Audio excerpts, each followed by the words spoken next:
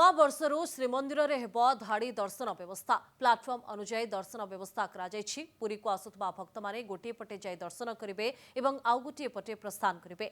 भक्त माने किभली श्रृंखलित दर्शन करेंगे से धाड़ी दर्शन कराजिबो बोली आईन मंत्री पृथ्वीराज हरिचंदन सूचना देछन्ते।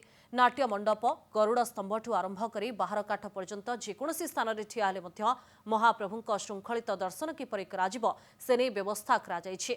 एथिपाई समस्तंकर सहयोग लोड़िछन्ती आईन मंत्री। दिव्यांग एवं वयस्कों स्वतंत्र दर्शन व्यवस्था हेबो।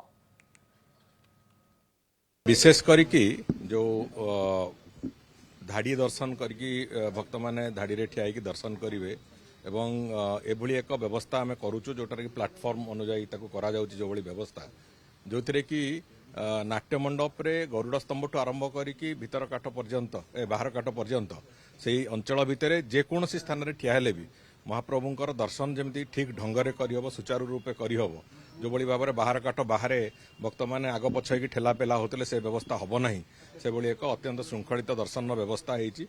आम समस्त महाप्रभुंकर भक्त एवं समस्त जगन्नाथ प्रेमी जनता समस्त को आम अनुरोध करुचु जे से माने सहयोग देवे एवं श्रृंखलित दर्शन थरे हेले जो माने आसीबे पुरी को महाप्रभु दर्शन करने को से माने भल मनरे खुशी मनरे दर्शन महाप्रभुंकर करिवे एवं घर को फेरिवे एभली एक पूरापूरी व्यवस्था करा होउची।